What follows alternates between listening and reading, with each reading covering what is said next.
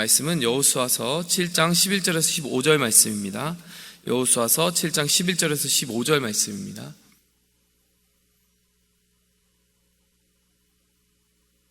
이스라엘이 범죄하여 내가 그들에게 명령한 나의 언약을 어겼으며 또한 그들이 온전히 바친 물건을 가져가고 도둑질하며 속이고 그들의 물건들 가운데 두었느니라. 그러므로 이스라엘 자손들이 그들의 원수 앞에 능히 맞서지 못하고 그 앞에서 돌아섰나니 이는 그들도 온전히 바친 것이 됨이라. 그 온전히 바친 물건을 너희 중에서 멸하지 아니하면 내가 다시는 너희와 함께 있지 아니하리라. 너는 일어나서 백성을 거룩하게 하여 이르기를 너희는 내일을 위하여 스스로 거룩하게 하라. 이스라엘의 하나님 여호와의 말씀에 이스라엘아 너희 가운데 온전히 바친 물건이 있나니 너희가 그 온전히 바친 물건을 너희 가운데서 제하기까지는 네 원수들 앞에 능히 맞서지 못하리라. 너희는 아침에 너희의 지파대로 가까이 나아오라. 여호와께 뽑히는 그 지파는 그 지파는 그 족속대로 가까이 나올 것이요 여호와께 뽑히는 그 족속은 그 가족대로 나올 것이요 여호와께 뽑히는 그 가족은 그 남자들이 가까이 나올 것이며 온전히 바친 물건을 가진 자로 뽑힌 자를 불사르되 그와 그의 모든 소유를 그리하라. 이는 여호와의 언약을 어기고 이스라엘 가운데서 망령된 일을 행하였음이라 하셨다 하나.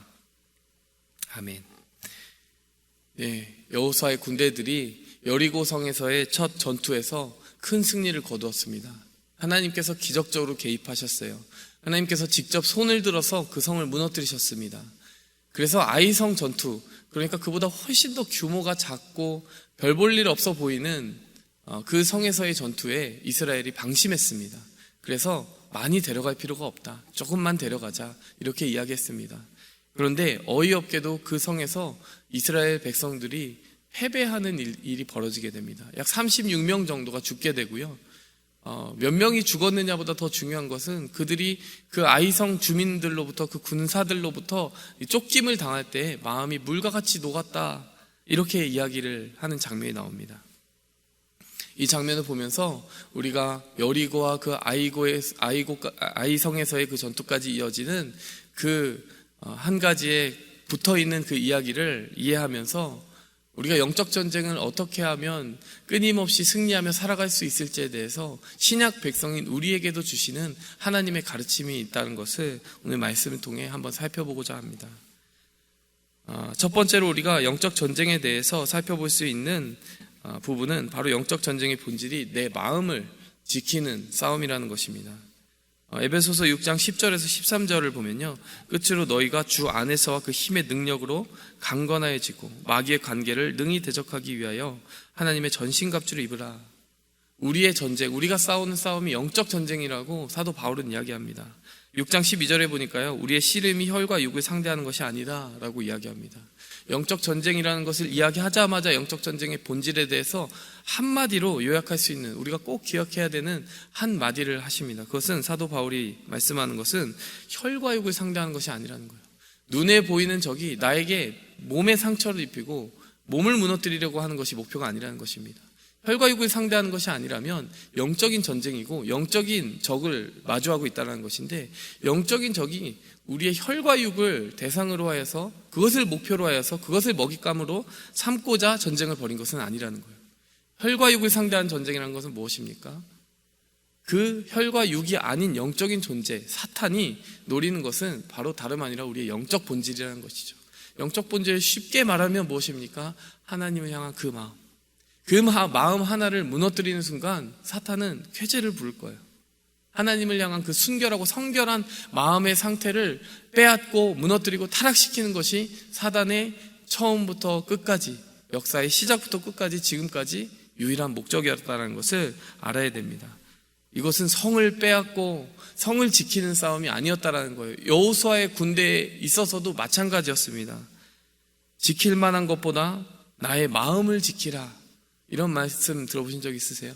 지킬 만한 것보다 너의 마음을 지키라. 이는 생명의 근원이 이에서 남이라. 잠언 4장 23절 말씀입니다. 마귀의 관계는 우리의 마음을 빼앗는 것입니다. 오늘 이 본문 말씀 전에 7장 5절에서 6절 말씀 우리가 기억하죠. 7장 5절 6절에서 이렇게 이야기합니다. 아이 사람이 그들을 36명쯤 죽이고 성문 앞에서 스바림까지 쫓아가 내려가는 비탈에서 쳤으므로 백성의 마음이 녹아서 물같이 된지라. 이 말씀 기억하십니까? 마음이 녹았다라는 거예요. 마음의 전쟁에서 패배했습니다. 영적인 본질인 그 마음을 지키는데 패배했습니다. 그 마음이 녹았다라는 부분을 제가 조금 더 묵상을 해봤어요. 그럴 때 하나님이 주시는 깨달음이 있었습니다. 이 마음이 녹았다라는 표현이 여기서 처음 등장한 것이 아니더라고요. 어디서 등장했는지 혹시 기억하십니까? 어디서 많이 들어보지 않았어요? 여리고성에 정탐꾼을 보냈습니다. 그 정탐꾼들이 그 성에서 지킴 받았던 것은 라합으로부터 보호를 받았기 때문이죠. 라합이 그 성의 주민들의 마음의 상태를 뭐라고 표현했는지 기억하세요? 간담이 녹았다라고 이야기를 합니다. 간담이 녹았다라는 거예요. 그 말은 무엇인가요? 그 여리고 성의 주민들의 마음을 두렵고 떨리게 만드는 이가 있었으니 그것은 바로 하나님이셨다라는 거예요. 얼마나 두려웠느냐? 그들이 전략적으로 정말 손쉬운 먹잇감인 이스라엘 백성들을 눈앞에 두고도 놓치는 그런 실수를 범하게 됩니다. 일전에도 말씀드렸듯이 강을 뒤에 등지고 싸우는 것은 정말 그 군대에게 말할 수 없는 위기를 주는 거예요. 그건 배수의 진, 정말 이제 다 포기하고 살기 아니면 죽기로 싸우는 그런 군대에게만 배수의 진을 치는 것인데, 이스라엘 백성들이 스스로 그렇게 위험한 진을 선택하고 그 여리고성 앞에서 손쉬운 먹잇감처럼 행동하지 않았습니까? 강을 등에 등지고 거기에 머물러 있었습니다. 머물러 있을 뿐만 아니라 할례를 행했습니다. 얼마나 손쉬운 먹잇감입니까? 그런데 여리고성 주민들이 그들을 볼 때요, 그렇게 호락호락하게 본 것이 아니라 간담이 녹았대요. 이것은 사람이 할 수 있는 일이 아니에요. 사람의 상식으로는 이해할 수 있는 일이 아닙니다. 눈으로 보기에 뻔히 이제 펼쳐진 그 개활지에서 강을 등 뒤에 지고 그렇게 불리한 진영을 스스로 자초한 그 백성들, 할례까지 행한 백성들을 보는데 두려워 떨었다는 것은 하나님이 여리고성 주민들의 마음을 녹였다라는 것을 의미하는 것이죠. 근데 여러분, 그 장면을 다시 생각한 이유는 무엇입니까? 근데 그것이 7장 5절에서는 어떻게 벌어지게 돼요? 그 마음이 녹은 사람들이 그 성의 주민이 아니라 이스라엘 백성들의 마음이 물과 같이 녹았다는 거예요. 이것이 의미하는 바가 무엇이겠습니까? 곰곰이 한번 생각해 보시기 바랍니다. 하나님이 그들과 함께 하지 않으심으로 말미암아 하나님이 그들의 적이 되셨다는 것을 의미합니다. 하나님은 자기의 적이 된 여리고성 주민들의 마음을 녹이셨어요. 그런데 지금 그 마음이 녹아있는 이스라엘을 볼 때 하나님은 이스라엘의 편이 아니라 이스라엘이 적이 되고 계시다는 것을 알아야 됩니다. 여러분, 여기서 우리가 기억해야 되는 것 있습니다. 영적 전쟁에 임하는 우리의 마음이 어떠해야 됩니까? 여리고성을 앞둔 이 이스라엘 백성들이 승리를 하고 나서 착각한 것이 있어요. 이 싸움은 가나안과 우리의 싸움이다. 이스라엘 대 가나안의 싸움이다. 정말 그렇습니까? 그렇지 않습니다. 이 싸움은요, 하나님과 세상의 싸움입니다. 하나님이 죄악에 물든 세상을 심판하는 그 싸움이 벌어지고 있는 거예요. 그런데 왜 이스라엘은 그 가운데서 하나님의 적이 되지 않고 하나님의 쓰임받는 무기가 되고 있었느냐? 지금까지 그들이 세상을 잘라버렸기 때문입니다. 할례를 통해서 세상을 져버렸기 때문입니다. 세상에 속하기를 끊고 하나님께 속하기를 택하였기 때문에 그들이 하나님 대 세상의 싸움에서 하나님 편에 온전히 속할 수 있었던 것이죠. 그런데 지금 일어난 일은 무엇입니까? 오늘 하나님께서 줄곧 설명해 주시듯이 너희가 세상에 속하게 되었다라는 거예요. 하나님과 세상의 그 전면전 속에서 하나님 편에 속하였던 그들이 다시 세속에 물든 그 욕망을 가지고 하나님과의 언약을 어기고 도적질함으로 말미암아 세상에 속하였기 때문에 이제 적이 누구입니까? 하나님이 그들의 적이 되어버리고 만 것이죠. 여러분, 우리가 착각하지 말아야 되는 것은 하나님이 아무것도 묻지도 따지지도 않고 편견을 가지고 우리의 편이 당연히 되어주시리라는 그러한 마음을 가지는 것은 영적 전쟁의 필패의 지름길이라는 것입니다. 여러분, 하나님은 분명히 자기에게 속한 자에게만 승리를 준 분이십니다. 가나안 대 이스라엘 싸움이 아닙니다. 하나님과 세상의 싸움입니다. 우리가 이 세상을 싸울 때 기억해야 되는 것은 저들은 하나님의 적이고 나는 하나님의 적이 아니다라는 그런 그것이 정해져 있는 것처럼 생각할 것이 아니라, 우리가 비록 하나님의 은혜를 전적으로 입긴 하였지만 우리가 하나님의 은혜에 걸맞는 성결한 삶을 지키지 않으면 우리도 언제든지 패배할 수 있다. 하나님이 승리를 주시지 않을 수 있고 오히려 하나님이 나를 낮추시고 무너뜨릴 수 있다는 것을 늘 기억하면서 겸허함과 겸손함으로 내 마음을 지키는 싸움에서 승리할 수 있기를 소원합니다. 하나님은 하나님께 속한 자의 마음은 강한 요새와 같이 담대하게 하시고 사자와 같이 붙들어 주십니다. 그러나 하나님께 속하기를 거절한 자의 마음은 물과 같이 녹이십니다. 우리에게 임하는 하나님의 은혜는 우리를 담대하게 하시는 하나님의 은혜이기를 기도하고 기원합니다. 두 번째로요, 우리에게 주시는 하나님의 오늘 말씀은 죄라는 것이 대표성을 가진다라는 것입니다. 죄가 가지는 대표성이 무엇입니까? 오늘 7장 11절 말씀을 보니까요, 이스라엘이 범죄하여 내가 그들에게 명령한 나의 언약을 어겼다라고 나옵니다. 근데 오늘 이야기가 다 지나가 보면요, 제가 그 부분이 다 길기 때문에 다 읽진 않지만 결론을 아시지 않습니까? 결국 범죄한 것은 아간의 가족들이에요. 아간과 그의 아들과 그의 딸들이라고만 나옵니다. 아내도 아니고요, 아들과 딸들과 함께 공모한 거예요. 그래서 시날산의 외투를 감추었습니다. 외제입니다. 외제. 시날산은 메소포타미아 지역에 있는 산인데 거기에 있는 외제, 아주 고급진 그런 외투를 숨긴 거죠. 그래서 죄를 지은 사람들은 그 가족들 뿐인데 오늘 하나님이 말씀하시는 것은 이스라엘이 범죄하였다라고 이야기하십니다. 이건 조금 어떻게 이해해야 되는가 좀 궁금하지 않습니까? 의아해지는 대목이 아닐 수가 없습니다. 당시 그 이스라엘의 수요를 200만 정도로 볼 때 200만 중에서 한 가족이라고 하면 굉장히 티끌만한 그런 비중을 차지하는 것일 거예요. 1%는커녕 0.001%도 안 되는 그런 비중일 것입니다. 그런데 하나님께서는 그 작은 죄를 이스라엘이 범죄한 것으로 대표하여서 말씀하신다는 거예요. 여러분, 우리가 죄를 지을 때 이런 점에서 죄에 대하여 심각한 경계심을 가져야 될 줄 믿습니다. 나는 내가 죄 짓는다라고 생각하지만요, 그 죄가 그대로 방치될 경우에 나의 가족들에게 영향을 줍니다. 나의 가족들에게만 영향을 주는 것이 아니라 나의 속한 직장, 그리고 나의 교회, 내가 속한 선교회, 어디든지 그 죄는 흘러갈 수가 있습니다. 그리고 하나님은 그 죄를 방치할 때 그 이스라엘 전체가 패배를 하게 하시는 그러한 아픔을 주기도 하시는 거죠.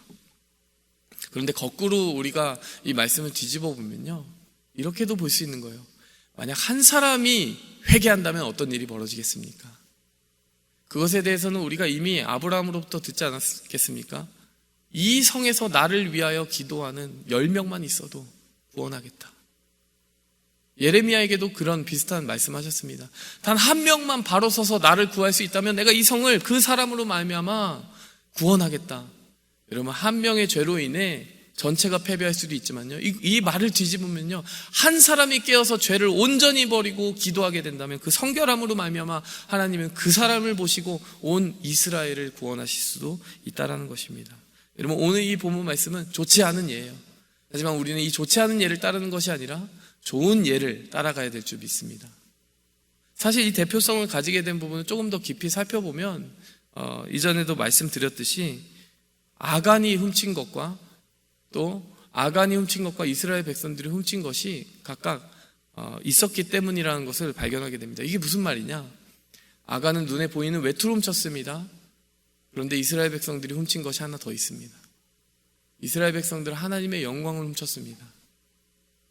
그 성을 무너뜨린 것, 여리고 성을 무너뜨린 것은 분명히 자기들이 한 것이 아니고 하나님이 한 것이었어요. 그런데 아이성을 향하여 전략을 짜는 그 장면에서 보면 마치 자기들이 이긴 것처럼 이야기가 바뀌어 있습니다.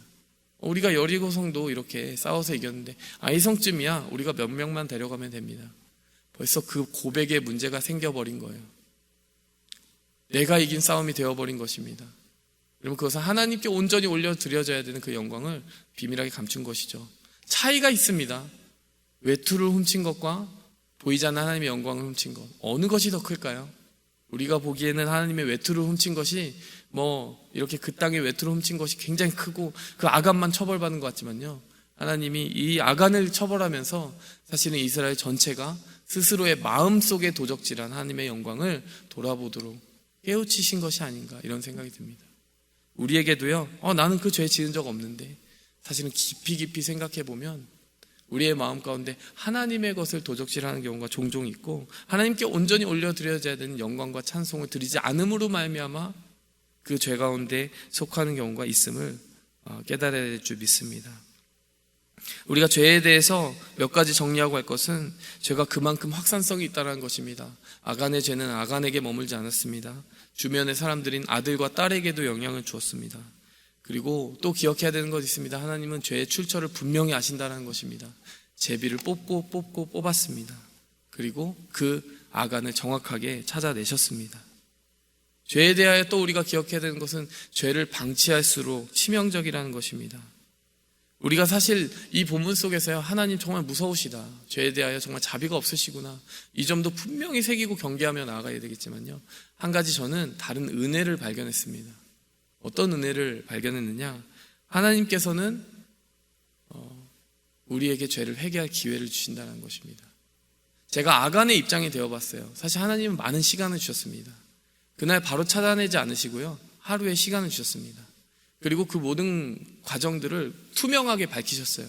이러이러한 이유로 너희가 패배하였기 때문에 다음날 이렇게 찾아낼 것이다, 제비를 뽑을 것이다. 그러면 하루의 시간 동안 아간에게 어떤 기회가 있었을까요? 제가 그 죄인입니다, 회개할 기회가 있었던 거예요. 그때만 기회가 있었던 것이 아닙니다. 둘째 날이 되어서 실제 뽑힙니다. 유다 지파가 뽑힙니다. 그때도 기회가 있어요. 그때만 해서라도 나왔으면 얼마나 좋았겠습니까? 그 다음에 그 친족이 뽑히고 가족이 뽑힐 때까지 아간이 한마디도 하지 않았다는 것이 정말 가슴 아픈 일입니다. 그것이 아간 입장에서는 가슴 아픈 일이지만, 여러분, 우리가 알 수 있는 하나님의 성품은 무엇입니까? 어찌하든지 죄인의 멸망을 기뻐하지 않으시고 죄인이 회개할 기회를 주시는 하나님의 그 자비한 성품을 알 수 있는 것입니다. 그 자비한 성품에도 불구하고 우리가 만일 죄를 끊임없이 방치한다면 그 죄는 치명적으로 우리의 발목을 붙잡을 수밖에 없을 것입니다. 그러나 죄에서 돌이켜 하나님의 은혜를 다시 붙잡고자 한다면 우리가 기억해야 할 것은, 하나님께서는 시간을 주시는 분이고 기회를 주시는 분이고 오늘도 회개하는 자를 기뻐하시는 분이시라는 것입니다. 오늘 이 말씀을 맺겠습니다. 영적 전쟁의 본질은 내 마음을 도적질하려는 사단으로부터 내 마음을 지키는 것입니다. 눈에 보이는 것만 지키는 것이 아니라요, 하나님의 영광, 하나님께 드려져야 되는 온전한 고백들, 그것들을 지키는 싸움이 우리의 싸움입니다. 또 우리의 싸움은 무엇입니까? 내 바깥에 있는 사람들이 다 적이 아니라 내가 스스로 내 마음속에 적을 솎아내는 것이 영적 전쟁의 본질입니다. 그것에 실패하면 나도 하나님의 적이 될 수 있습니다. 마지막으로, 하나님은 죄악 가운데서도 기회를 주시고 시간을 주시는 분이십니다. 이것들을 기억하면서 우리가 영적 전쟁에 넉넉히 승리할 수 있는 오늘 하루를 열기를 원합니다. 함께 기도하겠습니다.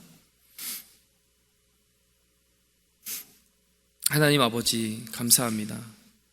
오늘도 우리를 하나님의 거룩한 자녀뿐만이 아니라 군사로 부르셔서 이 세상을 향하여서 싸우게 하시고, 또 이 세상에 정말 하나님을 떠나 물들어 있는 그 문화의 영역, 또 직장의 영역, 속한 어떤 영역에서든 빛을 발하고 소금이 되어서 그 세상의 영역과 하나님에게 속하지 않은 방법들을 밀어내고 하나님의 성결함과 거룩함을 그 땅 가운데 나타낼 수 있는 통로로 우리를 붙들어 주시니 감사합니다. 한 사람 한 사람 우리 주님 앞에 나와 기도하고 말씀 붙드는 우리가 정말 주님의 무기가 되게 하여 주시고, 하나님이 우리의 편에 속하기를 기도하는 대신 우리가 하나님의 편에 서기를 끊임없이 바라보면서 성결을 추구하고, 또 그 안에서 승리의 정말 발판을 준비하는 그런 우리 한 사람 한 사람 되게 도와주시옵소서. 은혜를 베푸시는 주님을 붙들기 원합니다. 예수 그리스도의 이름으로 기도했습니다. 하늘에 계신 우리 아버지여, 이름이 거룩히 여김을 받으시오며 나라의 마옵시며 뜻이 하늘에서 이룬 것 같이 땅에서도 이루어지이다. 오늘날 우리에게 일용할 양식을 주옵시고, 우리가 우리에게 죄 지은 자를 사하여 준 것 같이 우리 죄를 사하여 주옵시고, 우리를 시험에 들게 하지 마옵시고 다만 악에서 구하옵소서. 대개 나라와 권세와 영광이 아버지께 영원히 있사옵나이다. 아멘.